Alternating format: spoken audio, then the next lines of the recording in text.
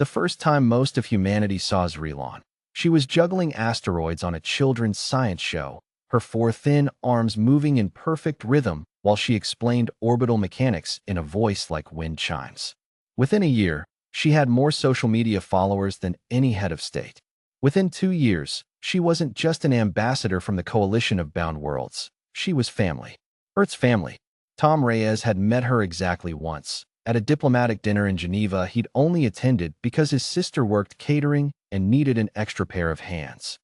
Zrilon had complimented his tie, badly mispronounced his name, and laughed so hard at her own mistake that half the room laughed with her. That was 3 years ago. He still had the photos saved on his phone. So when the news broke that Zrilon had been beaten half to death in a back alley on Coalition Station Perimeter 9, Tom was standing in his kitchen in Ohio, and he felt something in his chest go cold and very, very quiet. The footage was grainy, station security cameras never built for evidentiary clarity. But it was clear enough.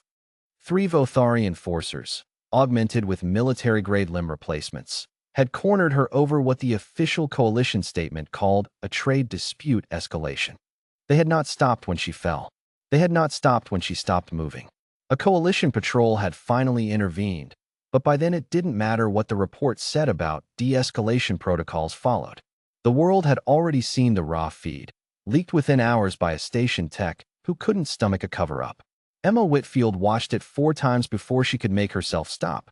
She was an analyst for the Terran Coalition Liaison Office, which meant she'd spent the last 2 years of her career trying to convince people that humanity's newest alien friends were, on balance, worth the diplomatic headache. She'd built her professional life around the idea that Zrilon's easy warmth was proof the galaxy had a place for gentleness in it. Now she sat at her desk at 3 a.m., replaying the footage, and understood with total clarity that gentleness had just gotten broken on a station floor while grown men in armor watched a translator argue jurisdiction. By morning, the hashtags had stopped being hashtags. They were headlines. Hashtag Justice for Zri trended in 41 languages. Every late night, host opened with it. Every children's museum that had ever hosted one of her holographic story times posted black banners. In Lagos, in Jakarta, in Sao Paulo, in small towns that had never sent a single citizen to space, people gathered in public squares just to stand together and be angry in the same place. Governments, for once, did not need to manufacture consensus. It arrived on its own, like weather. Tom found himself, 3 days later, in a line outside a recruitment center that hadn't existed a week earlier, a Joint Earth Defense Initiative office, thrown together in what used to be a community center gymnasium. He wasn't a soldier. He'd never fired anything more dangerous than a nail gun. But the line was full of people like him. Teachers, plumbers, a woman in a nurse's uniform still on her lunch break, an old man who said he just wanted to carry supplies, didn't care what else they needed. "You don't have to do this," said the recruiter, a tired-looking woman with captain's bars, when Tom reached the front. "There's 100 ways to help that don't put you on a ship." "I know," Tom said. "I want to anyway." She looked at him for a long moment, then nodded and slid the enlistment tablet across the table. Everybody's saying that this week. She wasn't wrong. Recruitment numbers weren't spiking. They were breaking instruments designed to measure spikes. Shipyards that built orbital transports went to 3 shifts overnight. Universities canceled finals so engineering students could volunteer their skills to weapons research consortiums that, until that week, had been considered ethically dicey. Nobody was consulting the ethics boards now. The Vothari had made sure of that. Emma's job changed in a single meeting. The liaison office, which had spent 2 years urging patience, urging diplomacy, urging humanity to be the bigger, calmer species in every room, was handed a new mandate. Not patience, leverage. "They're going to try to frame this as an internal coalition matter," her director said, pacing in front of a wall screen showing a live feed of the coalition council chambers. "Trade dispute, rogue enforcers, an unfortunate incident. We cannot let that framing stand." "It's not going to stand," Emma said. "Nobody on Earth believes that story anymore. I'm not sure anyone in the coalition does either." She was right. Within the week, 3 other coalition member species had quietly reached out through back channels, not to defend the Vothari, but to distance themselves. Zrilon's own people, the Ashen Concord, formally requested that Earth be granted status as a co-investigating party, an honor no non-coalition species had ever been offered. It wasn't generosity. It was fear. Humanity's reaction had made something clear across 100 worlds that had underestimated a species with no natural weapons, no claws, no venom, nothing but a habit of loving fiercely and remembering everything. They loved Zrilon. And now the whole galaxy understood what that meant. Tom shipped out 6 weeks later, not to a war, not yet, but to a staging fleet assembling at the edge of the Sol system, a show of force large enough that the Vothari Compact could not pretend not to notice it. He wasn't trained for combat. He'd been assigned to logistics, moving supply crates between transports, and he was fine with that.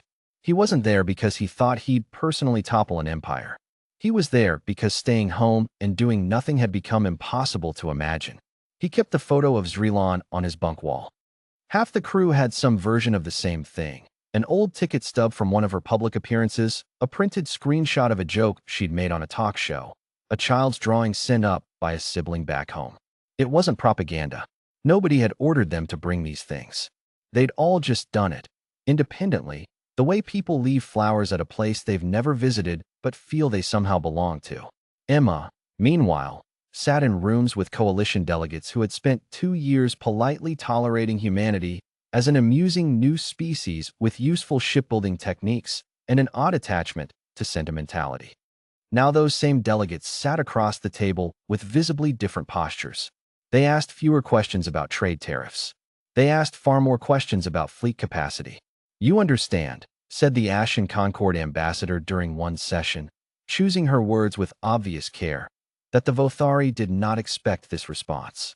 They calculated that harming one individual, however beloved, would not be sufficient provocation for a species without formal treaty obligations to intervene militarily. They calculated wrong, Emma said. "Yes," the ambassador said. "We are beginning to understand that your species does not require treaties to decide who is worth protecting." Zrilon woke in a coalition medical facility 11 days after the attack, her body knitted back together by technology decades ahead of anything humanity had, her nervous system still relearning how to trust its own signals. The first thing she asked for, once she could form words, was a newsfeed. She watched the recruitment lines. She watched the vigils. She watched Tom's unremarkable, sincere face in a crowd of 1,000 unremarkable, sincere faces, none of whom she'd ever met, all of whom had shown up anyway. She wept, and it took the medical staff a full minute to understand it wasn't pain. "They didn't have to do any of this," she said quietly, to no one and everyone. Her coalition liaison, standing nearby, said nothing for a while. Then, "No, they didn't have to. That's rather the point, isn't it?" The Vothari Compact issued a formal apology 4 months later, along with reparations, a change of leadership in their enforcement division, and a quietly desperate request that the Earth staging fleet stand down before anyone did something that couldn't be walked back. Earth stood down, mostly. But something had shifted, permanently, in how the galaxy filed humanity away in its calculations. Not as the useful newcomers. Not as the sentimental primitives who'd fallen for a pretty alien smile. As the species who would go to war for someone they loved. Treaty or no treaty, profit or no profit. Simply because it was right, and because they had decided, all together and all at once, that it mattered. Tom kept the photo. Emma kept doing her job, differently now. And somewhere in a recovery ward with a view of Earth's sun, Zrilon kept watching the footage of strangers who had shown up for her, and understood, better than any diplomat ever could, exactly what she'd found when she'd first come to that small, stubborn, fiercely loving world.